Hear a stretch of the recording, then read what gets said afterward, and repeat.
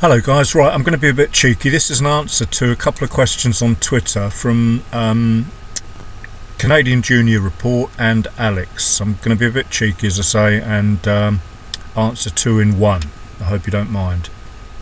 And also, Canadian, you didn't ask for any response, but I feel I ought to make one because there's one sort of critical aspect on this sort of reversal that you've taken that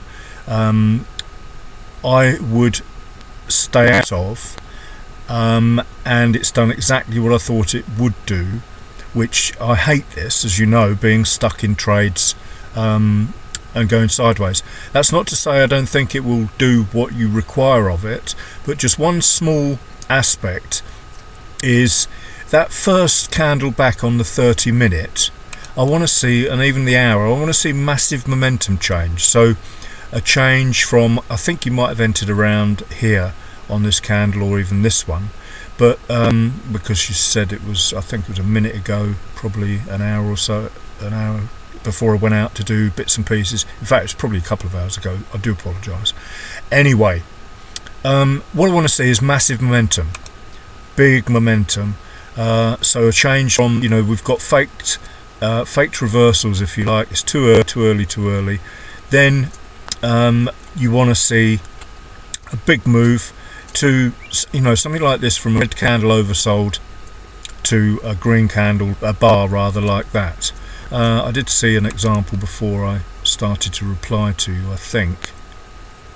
Yeah, change like that.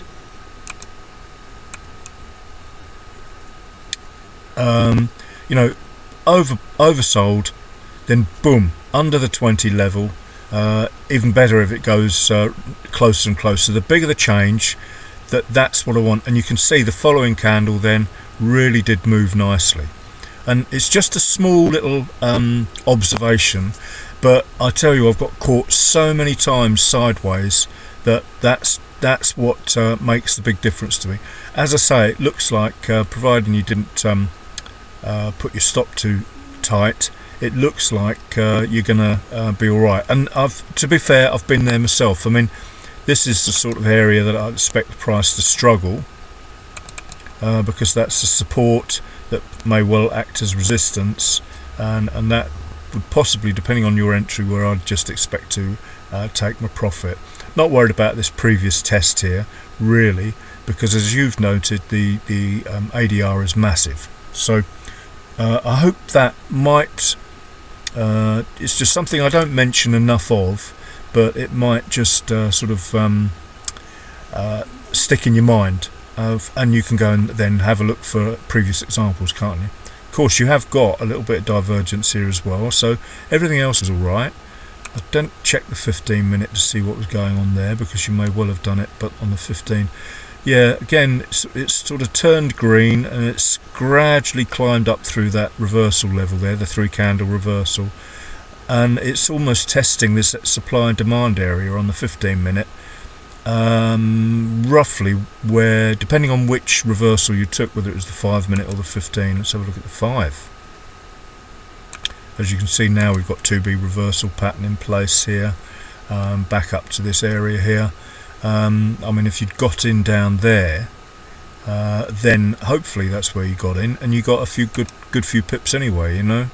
That would have been you might have got in on the first 3-candle reversal, I guess. 10 pips, who knows. Anyway, it's just for anyone that's interested in watching this video. That's what I look for on these overextended ADRs. So to Alex on GJ, ought to add a sort of caveat into what I said to you. I said on Twitter that traditionally I've always just closed my terminal and gone away at 8:30.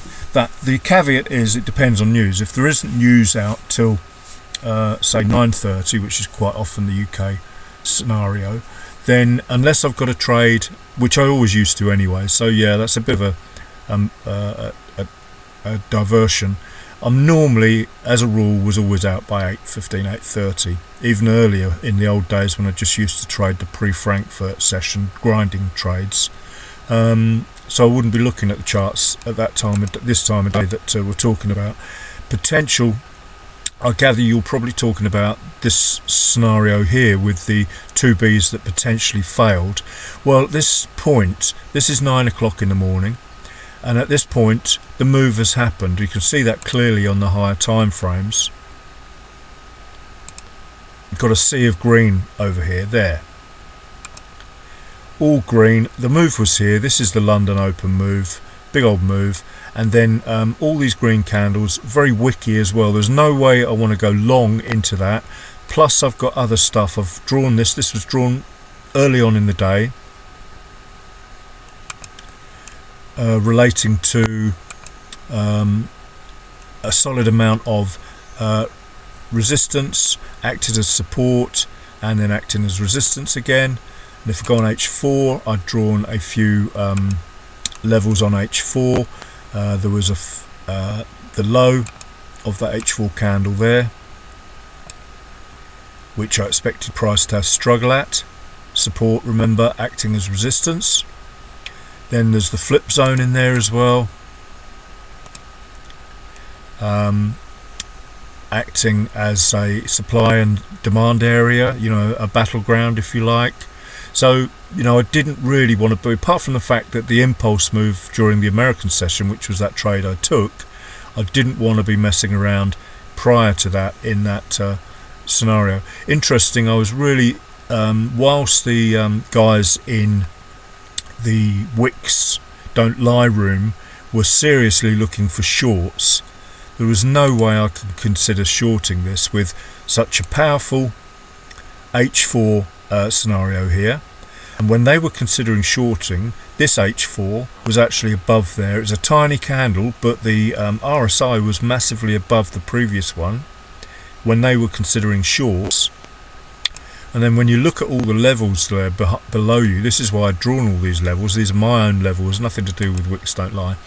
I find that room very entertaining. The guys are really genuine, and the guy that does gold is really knows his stuff. But all I've done is just draw my normal levels on all of this lows that make higher highs, a low that made a higher high. There was, you know, they were considering trading into all of this sort of stuff, and that's not for me. So hopefully that answers your question. There was no way I wanted to go long on those 3 candle reversals, and there was something else going on as well, divergence.